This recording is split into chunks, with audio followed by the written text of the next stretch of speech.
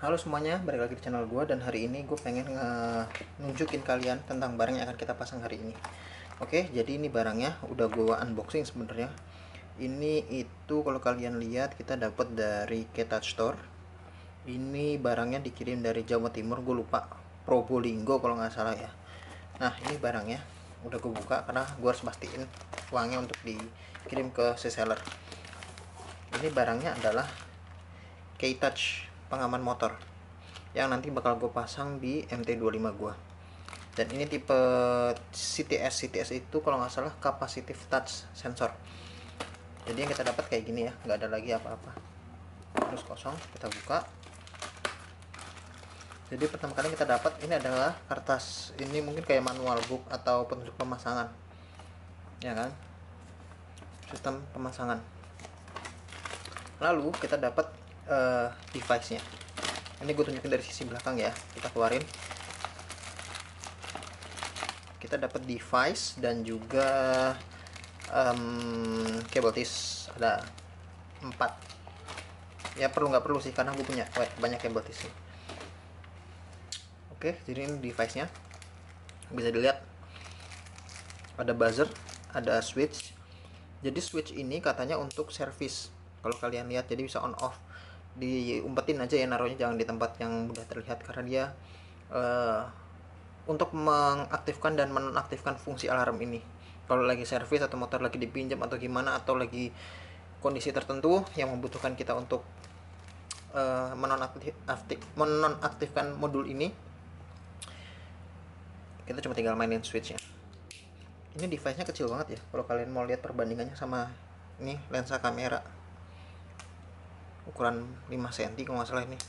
Ini device-nya kecil banget, bisa diumpetin. Oke, dia ada 3 kabel. 3 kabel seperti ini. Bentar, mana sih posisinya? Nah, begini. Oke, 3 kabel, bener ya, 3 kabel yang dicolok ke motor.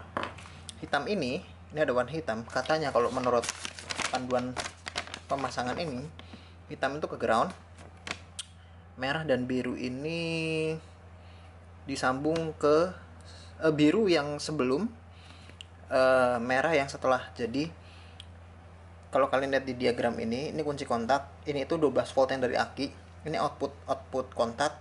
Nah, output kontak ini dipotong atau di bypass. Nanti bakal gue tunjukin cara yang rapi tanpa harus potong kabel. Gue bakal tunjukin kalau di MT bagaimana. Di motoran kalian cukup ikutin cara gue, tapi mungkin soket dan skunnya beda. Nanti bagaimana motongnya gue bakal jelasin. Yang penting bagian ini bakal kepotong. Terus ini ada sensornya. Itu katanya panjangnya 50 cm. Nah, di bagian sensornya ada sedikit hal yang gue nggak suka. Kalau kalian perhatiin di sini, itu sama sekali nggak dikasih soket. Nah, di belakang sini pun juga nggak dikasih 3M atau apapun untuk ngerekatin ini ke bodi motor. Kenapa gue mentingin harus ada soketnya? Sederhana, kalau kita bongkar pasang bodi motor, ini tuh ada risiko untuk harus bisa kita lepas gitu loh. Karena kalau kita lem, ini bakal nyusahin banget. Jadi harus ada soketnya entah di mana biar bisa dilepas. Terus ya tinggal kalau emang perlu kita sambung lagi. Ini nggak ada. Jadi mungkin nanti bakal gue bikinin. Kata si sellernya sih bisa pakai kabel apa aja, kabel-kabel yang tipis aja, cuma kalian sambung aja. Ini panjangnya kurang lebih kalau kalian lihat di ubin ini tuh 60 cm ya, kurang lebih panjangnya 50 cm kabelnya. Saklar ini pun sama, nggak ada si sambungannya, si soket. Buzzer pun sama, nggak ada soketnya. Jadi yang mengecewakan cuma itu doang, tapi ya bikin soket itu agak ribet sih. Ini kan buzzer nggak ada soketnya. Nanti bakal gue modifikasi semua, bakal gue kasih soket biar bisa dilepas pasang. Nah, langsung aja, ini udah kita lihat, udah kita bongkar, saatnya pemasangan. Dan pemasangannya ini pun mudah sekali, dan gue bakal tunjukin di video kali ini. Nah, jadi ini device-nya udah kita pegang.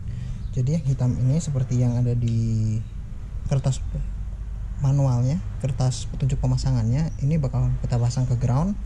Ini saklar on off kalau dia error, nanti kita taruh di tempat yang tersembunyi. Ini si sensor, terus kabel merah biru. Nah, nanti wiring diagramnya gue tampilkan di layar. Kalian bisa pause untuk kalian pelajari. Jadi nanti gue bakal pasang relay karena no offense, menurut gue barang ini bagus, cuma ada satu hal yang bikin gue nggak begitu serak. Kalau kalian lihat ini di sini dia pakai kabel 075 atau sekitar 18 AWG untuk kabel utamanya, dan ini kabel audio ya, bukan kabel serabut kasar yang biasa buat otomotif. Harusnya kalau untuk di motor sebesar ini itu pakainya yang kalau bisa ukuran 16 AWG atau sekitar 1,25 lah, lebih kurangnya sekitar 1,25 mili. Ini 075 jadi terlalu kecil. Syukur-syukur kalian bisa pakai yang 2 mili ya, jadi lebih gede lagi. Nah, nanti gue bakal buka ini. Jadi ini tuh adalah pusat wiringnya, si kunci kontak segala macam ada di sini. Nanti gue bakal keluarin dan gue bakal bandingin sama kabel kontak aslinya. Jadi gue bakal tunjukin perbedaannya. Nah, ini bisa dilihat di sini nih. Kalau kalian lihat ini kabelnya kawatnya gede banget dibandingkan kabel yang ini ya. Jadi nanti bakal gue pasang relay. Wiringnya gue tampilkan seperti ini. Kalian bisa pause. Kenapa gue pasang relay? Jadi relay itu adalah saklar on off tapi elektromagnetik. Jadi dia bakal ngikutin perintah dari listrik ya. Jadi kalau ada perintah dari listrik ngebuka, dia bakal nyala. Sama kayak ini, gue pasang di sini nih ada relay klakson. Cara kerjanya sama kayak gini. Bentar, gue angkat sedikit biar kalian bisa lihat. Oke, ini kebetulan yang transparan, tapi nanti gue gak akan pakai yang ini ya. Jadi kalau kalian lihat di pojokan sini nih, di sisi ini nih, nah ini tuh adalah bagian switchnya nih. Nanti kalau dia ada listrik dia bakal dorong tek on, kalau nggak ada listrik off, ada listrik on off, kayak begitu. Nah, ini lilitannya segini gede, jadi menurut gue sih harusnya aman ya. Dan dia ini ratednya kalau nggak salah 30 ampere, cuma yang ini 40 ampere, tapi nggak tahu ini bener atau enggak. Gue pakai yang biasa hanya untuk klakson, karena klakson nggak 24, ibaratnya nggak nyala on terus, nggak. Tapi kalau untuk yang ini gue bakal pakai yang Hella atau Bosch yang agak lebih bagus daripada yang ini. Nah, jadi strateginya adalah ini nanti bakal jadi satu ke relay, terus output relay bakal nyambung ke yang si female ini, bakal nyambung ke female ini. Jadi biar relay yang mengalirkan arus kabel besar ini 2 mm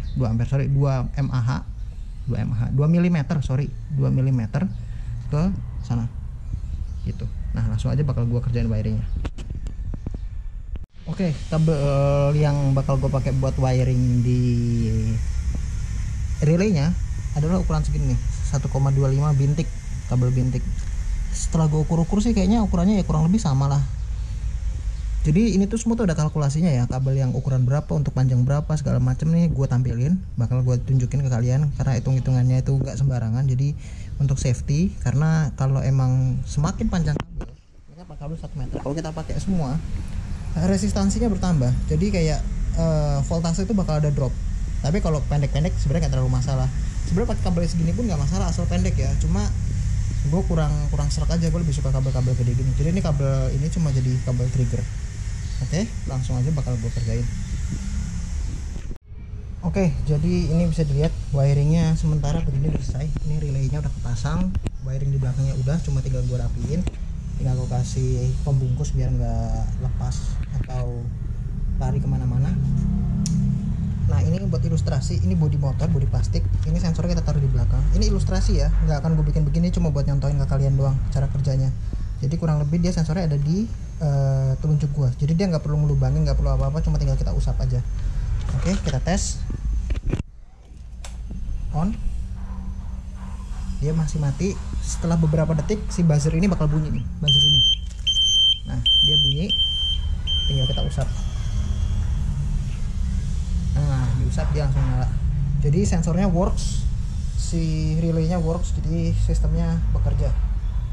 Kita cuma tinggal bisa tes nyalain, tapi gua nggak tahu nih, ini si selang hawa tangki gua lepas biar tangkinya bisa mundur. Kita bakal nyalain mungkin 1-2 detik.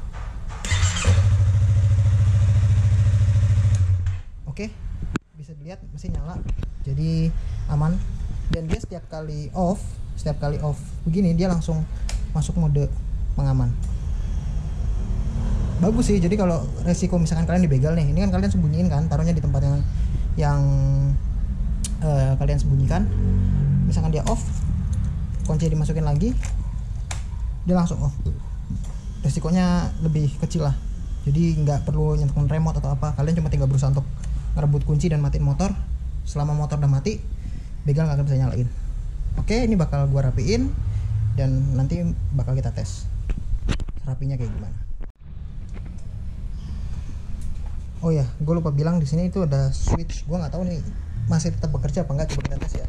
Katanya kalau posisinya O atau off dia bakal nyala, bakal.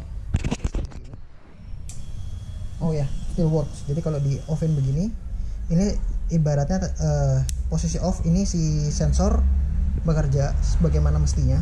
Jadi kayak harus diusap segala macam. Tapi kalau si switch ini posisi on, ini service mode. Ibaratnya kalian nggak perlu neken apa-apa, nggak perlu mencet apa-apa, dia langsung nyala. Jadi kayak normal. Si sensor sentuhnya nggak bekerja gitu.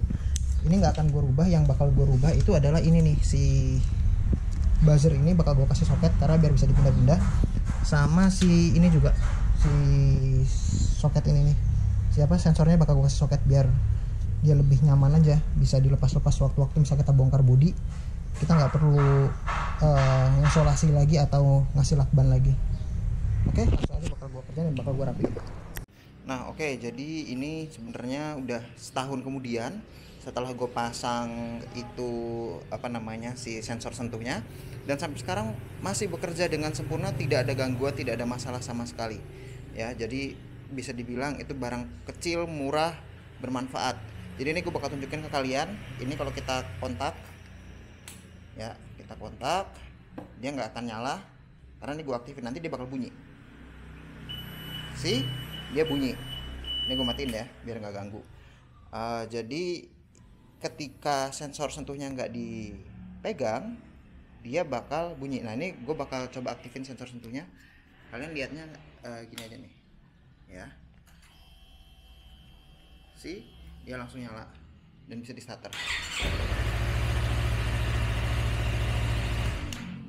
Oke, jadi kayak gitu. Ini berfungsi banget dan cukup mengamankan dibandingkan immobilizer. Untuk MT gue bukannya menjelekkan, tapi harganya kan jauh banget ya. Kalau ini kan kurang dari 100.000. Nanti link pembeliannya di bawah gue bakal cantumin kalau kalian misalkan mau beli seperti biasa. Dan ini itu kalian cuma perlu ngakalin relay aja untuk motor tertentu, terutama motor MT yang gua asumsi beban listrik utamanya tuh di atas 10 ampere. Jadi lebih baik kalian kasih relay tambahan, relay yang lebih kuat, kabel yang lebih besar, biar dia lebih aman aja, nggak ada resiko ngebakar modulnya. Karena kan banyak orang yang bilang modulnya nggak kuat, bla bla bla dan sebagainya. Itu sebenarnya resikonya karena ada di kabel dan relay di dalamnya. Jadi dalamnya itu pakai relay yang kecil gitu, relay gue sebutnya relay biru ya, karena relaynya warna biru dan harganya murah. Itu cuma sekitar 3.000. Gue nggak menjelekkan seller, tapi untuk barang di bawah 100.000 harus memang sewajarnya pakai relay kayak gitu. Oke, kayaknya segitu aja video dari gue hari ini. Kalau kalian ada pertanyaan seperti biasa bisa di kolom komentar ataupun di DM Instagram. Intinya barang ini cukup bagus untuk kalian yang ingin mengamankan motor tanpa repot ya. Kalian nggak perlu bawa kunci atau remote tambahan, kalian nggak perlu bawa ingat sandi atau apa. Kalian cuma perlu nginget aja itu kunci rahasianya kalian taruh di mana, dan nggak perlu dibaut ya. Jadi bisa di bodi, bisa dimanapun, tertutup bodi plastik pun tetap bisa. Oke, kayaknya segitu aja. Sampai jumpa di video berikutnya.